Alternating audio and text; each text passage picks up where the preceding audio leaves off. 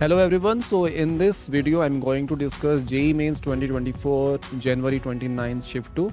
So I have received around 15 to 16 questions from my students. So let's begin. Right, so a rod of length 2 meters moving with velocity 2 millimeters per second along the x-axis and magnetic field is 2 Tesla along the minus z-axis. Find the EMF induced in the rod. Okay, let us first draw the Cartesian coordinate system. So this is the y-axis, this is the x-axis, and into the plane will be negative z-axis. So the magnetic field is into the plane, right?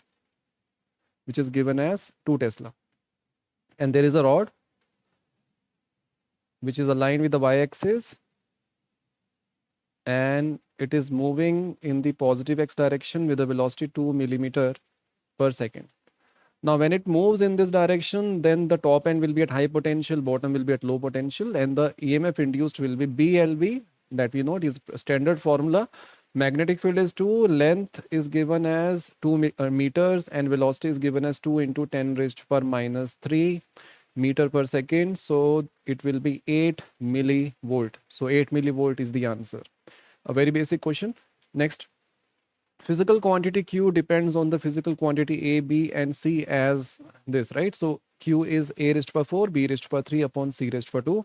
If maximum percentage error in the measurement of A, B, and C are 3, 4, and 5% respectively, then find the maximum percentage error in the measurement of Q. Again, very standard question. So we know that the relative error in Q will be 4 times the relative error in A plus 3 times the relative error in B plus 2 times the relative error in C. So if I multiply this equation by 100, I will get percentage error in Q. So we can write this as 4 times 3 plus 3 times 4 plus 2 times 5. So this will be 12 plus 12 plus 20. So this will be 24, 44%. So 44% is the answer. Next. So we have given, this is from a logic gates. We have given 2 AND gates and 1 OR gate, and we need to find the value of Y bar, where Y is the output. So if I use a Boolean algebra, so here we have A, so here we'll get A bar, here we'll get B, here we'll get B. So this is AND gate, so here we'll get A dot B, here we'll get A bar dot B, and Y will be A dot B plus A bar B, which can be written as A plus A bar times B.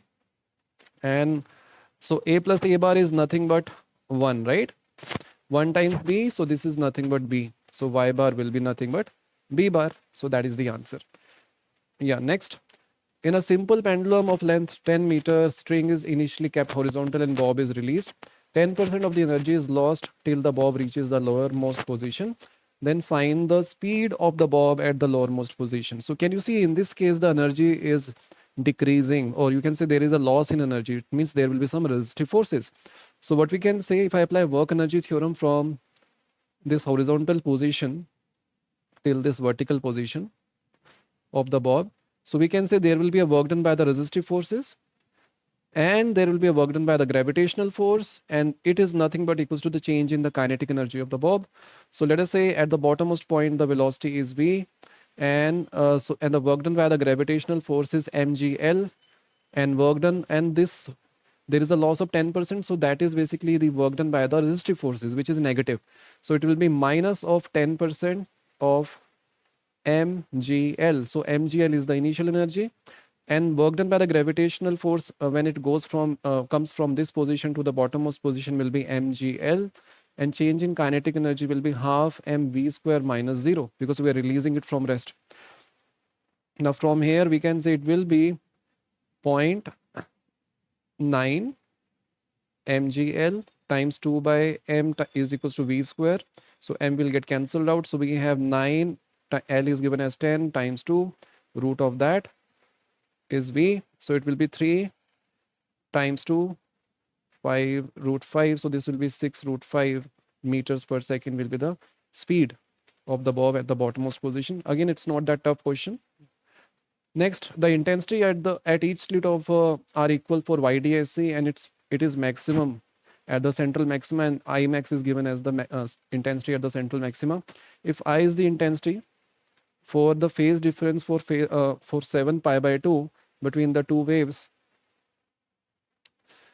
at the screen, then I by I max. Okay, right. So we know that intensity, if both the slits have the same intensity, then the intensity at a at a particular point on the screen will be given by I max times cos square phi by 2.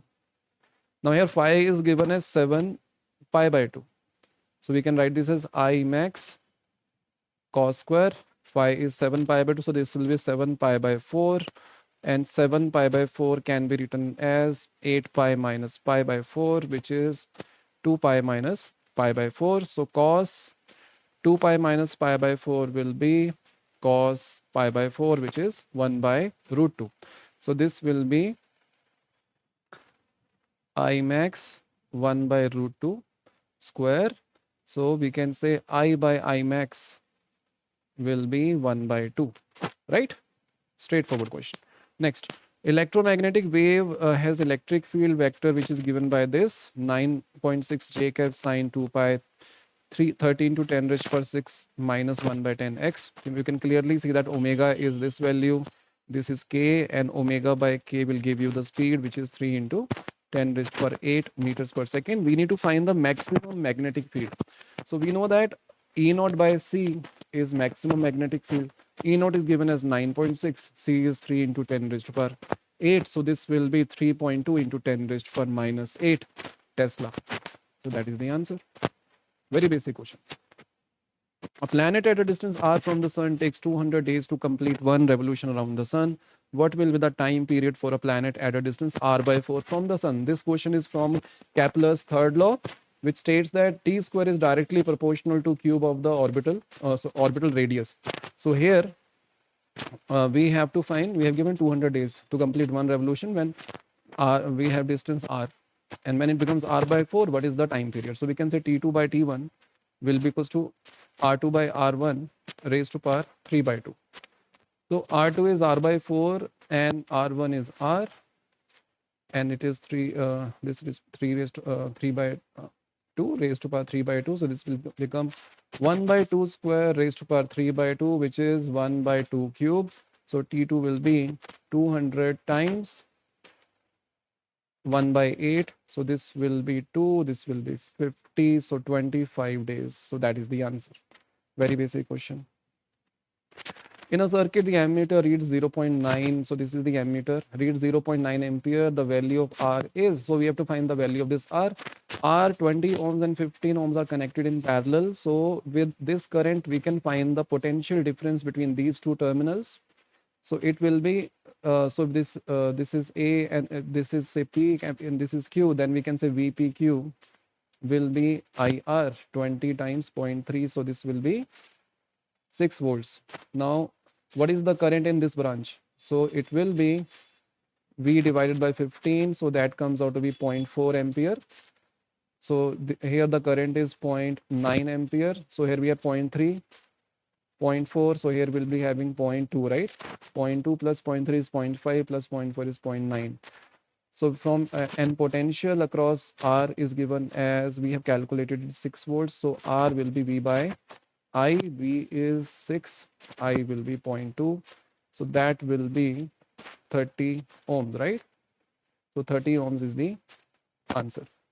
Next, in the circuit below, the charge on 6 microfarad capacitor when A and B are short circuited. So if I join A and B, what would happen? So in steady state, so current, there will be no current in the capacitor branches. So the current will move like this, right? So this is the direction of the current. So current is going from 9 volt to 0 volts, right? So let us say the current is I, and in this path, the total resistance is 6 plus 3, that is 9 ohms. So the current will be, if current I will be V by R, that is 9, so 1 ampere. So 1 ampere is the current. So we can say at these 2 points, if this point is O and A, what is the potential difference between O and A? So VO minus VA will be IR. So 1 times 6, that will be 6 volts. So 6 volt is the potential across the 6 microfarad capacitor. So the charge will be CV and C is 6 microfarad and V is 6, so it will be 36 microcoulomb. So 36 is the answer. Again, very straightforward question. Now in this question, we have to find the current in 4 ohms resistor. Again, a very standard question. So first of all, we'll find the equivalent resistance. So 4 and 4 are in parallel, so becomes 2. 2 plus 2 plus 1 will be 5. And this is 10 volts, right? That is given 10 volts. So I will be 10 by 5. So that will be 2 ampere. So 2 ampere is coming. So it will get 1 ampere. It will get 1 ampere. So 1 ampere is the answer. Next, two particles X and Y having same charge. This is charge, right? Are accelerated through the same potential and enters a uniform magnetic field perpendicular to it and performs circular motion with radii R1 and R2, then masses are in the ratio. Okay, again, very standard question. We know that the radius of a charged particle in a perpendicular magnetic field will be given by mv by qb, and this mv can be written as root of 2mqv, where V is the potential through which we have accelerated that charged particle divided by QB. Now in this question, we have given charges are same and potential is same. So charge is same, potential is same, and magnetic field is same. So R is directly proportional to square root of the mass, or mass is directly proportional to square of the radius. So we can say M1 by M2 will be equals to R2 by R1 square. So option B is the right answer. A particle is given a velocity such that it can just complete vertical circular motion. Find the ratio of its kinetic energy at the top and the bottom points. Very basic question, because we know that if we want to make sure a particle completes a vertical circle at the bottommost point, the velocity should be root 5 gl, and at the topmost point by energy conservation, it comes out to be root of gl, right? So what is the ratio of the energy? So it will be half. At the top, it will be square of V will be GL divided by half M5GL. So MGL will get cancelled out, 2 will get cancelled out, 1 by 5 is the answer. Next, two rods of the same material and same length with ratio of their cross section is 4:1 produces same extension for F1 and F2 force. Find the ratio of these forces. Okay, right. So we know that the extension is given as FL upon AY, where F is the force, L is the length of the wire or the rod, where A is the area of cross section, Y is the Young's modulus. We have two wires with the same material. Material is same, so Young's modulus will be same for both the wire. And we have given same length. Length is same. And so we can say an extension is also same. So we can say F by A is constant. So F1 by A1 will be equals to F2 by A2. So F1 by F2 will be A1 by A2, which is given as 4:1. So 4:1 is the answer. So in this question, we have given, we have to determine the work required to split a drop of radius R into 27 identical smaller drops. Surface tension is T. So when you split a big drop into smaller drops, the surface area will increase. So there will be more energy, right? So it will be having more surface energy. So we have to do some work. So that work will be the increase in the surface energy. So so in this case, I'm applying the conservation of volume. So volume of big drop 4/3 pi capital R cube, it will be equals to 27 times the volume of one small drop. Say small r is the radius of the small drop, right? So 4/3 will get cancelled out. So small r will be capital R by 3, right? Now the increase in the surface energy will be you can say 27 times 4 pi small r square, which is r by 3 square. That is the surface area of 27 drops minus 4 pi capital R square.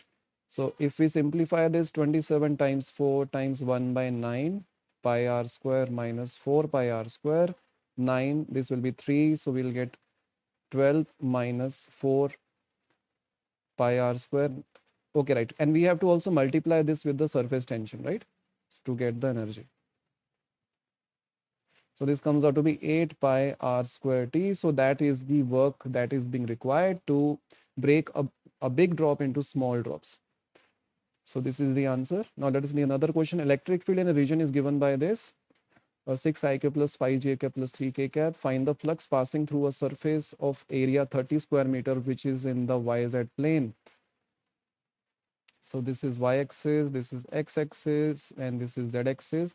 Now there is a plane which lie in a yz plane, right? Yz, yes.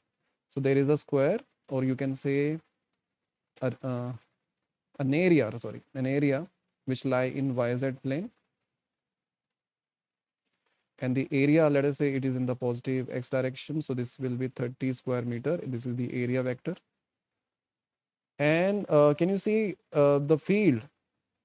So field will be having three components in the x direction, y direction, and the z direction.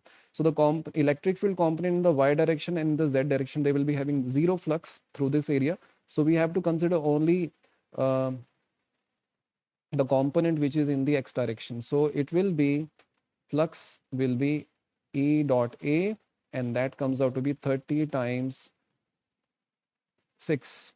So it is 180 Weber, right? So that is the flux. Yeah. Next, the time taken by a particle to move from a mean position to root 3 by 2a, where time period is 6 pi seconds.